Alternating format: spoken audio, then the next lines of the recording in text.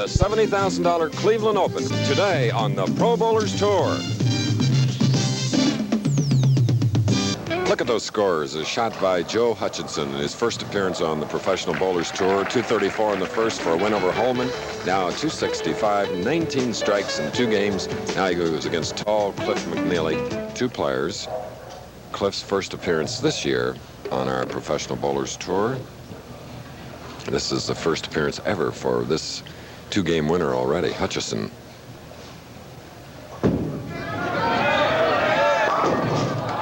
Leaving a 10-pin on the left lane. The first really bad break Joe has had. He's been in the pocket almost every shot, but he looks loose and relaxed out there, Chris. He really threw that ball with a lot of confidence, a solid 10. And it's difficult to come from the first match and go all the way, especially today when the tournament leader happens to be Earl Anthony, who will meet the winner of this match. All right.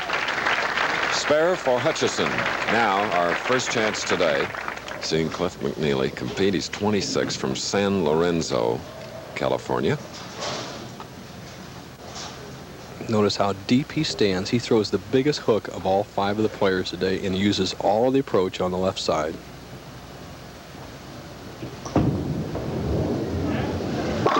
Beautiful.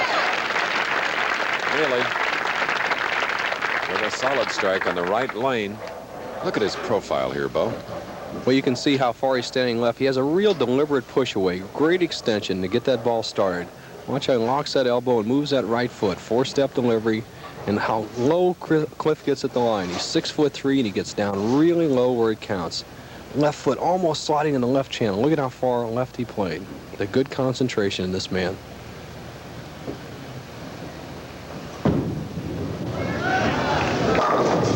Very nice opening double for Cliff McNealy, who finished second in the overall tournament, now against Joe Hutchison. If you just joined us, let me give you the scores. Hutchison defeating Marshall Holman 234 to 229. Then just completed with 11 strikes. Hutchison defeated Butch Soper 265 to 223. Spare up shooting in the second frame, 3rd game. Back in the pocket. Chris, I asked Joe Hutchinson why he bowls so well in the Cleveland area, and here's what he had to say. Well, I bowl good in this house and in the Cleveland area because it's the characteristics of the lanes is similar to the characteristics that I learned how to bowl on. The lanes back home 12, 13 years ago, they hooked, and you just got up and you threw the ball to the right. There were no, like there never was a lot of oil on the lanes at that time like they, like they're putting on now. There wasn't the sophistication in the machines like to put the oil where you want it.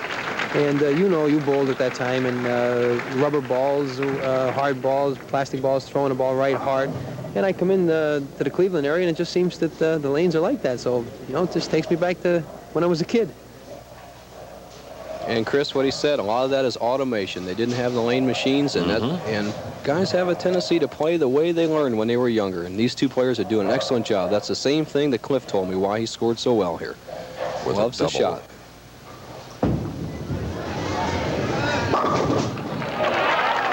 Ooh, all but the 7.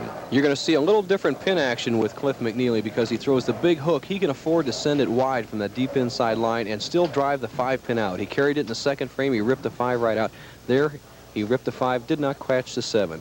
And here's Cliff, 4-step delivery, tall man, how deliberate he is with that very first foot. But that's to make sure of his timing step and a good solid approach. He hits the line so nice. Look at that right foot, left foot almost in the channel. So the stylist with a very close mark, a spare in the 3rd frame. Another close game, as you see. This is the semifinal. The winner to meet, Earl Anthony, the only left-hander in our field of 5 today here in the Cleveland Open. Cliff said he feels a little more confident today than other times he's been on our telecast. He says he's experienced, he's a little more mature, he's 26 years old. And he says for the first time, he's playing his favorite shot. He likes to play deep inside and let that ball hook.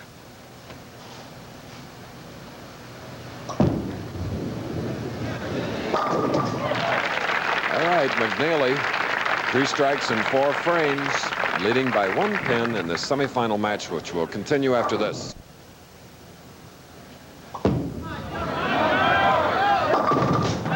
Was hoping hoping for a double, and look what he got.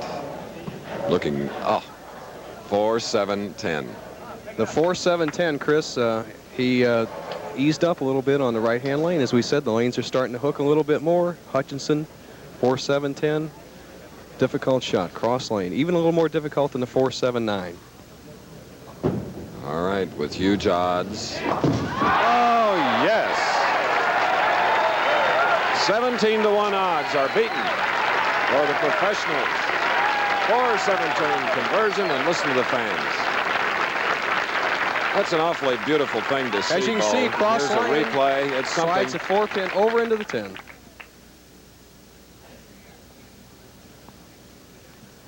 Just look at that perfect positioning of that ball. And then comes back after a split conversion with a strike as we now go to Nelson and Earl Anthony. Earl, the tournament leader, 0 for 7. You've been there once this year. You lost. You won the last time at Firestone. Any special strategy to change that jinx of the tournament leader? I don't think there is a strategy in that position, Bo. You go out and you try to knock down as many pins as you can. That's all you can do. You know, you go out there, you feel like you're at a disadvantage because you feel like you've already won the tournament. I think that's probably part of the reason the leader gets beat so many times. You have kind of a negative thought in your mind when you go out there like you're trying to protect something. I'm going to try to be a little more aggressive than I have been in the past, see if I can't get a few more strikes out of the gate and put a little pressure on whoever I'm bowling. How about the condition of the lane? Do you think that affects the tournament leader? I think it does. I think it changes. You know, we don't bowl for an hour after the show starts, and I think they change drastically in that period of time. That's why I think the guy that wins the match before the championship has about a 30-pin edge going into the championship match. McNealy, if he gets this strike, will force Joe Hutchinson to get 2 strikes also in the 10th to win.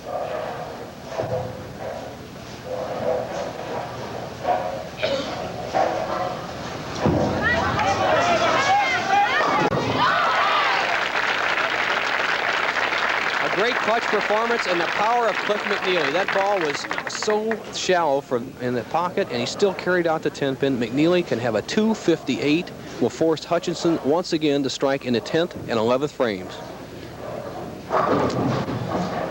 The ability to be a tough finisher, like in boxing, Bo. That's you can it. be a finisher, you can win. There's nobody to call timeout, no coach to tell you what to do. You have to do it on your own.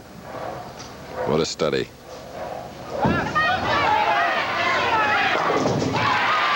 Booming 258 for Cliff McNealy. And what a tremendous performance. He bowled so well. 12 balls, just as good as you can throw them. 258, but he still does not have the match wound up.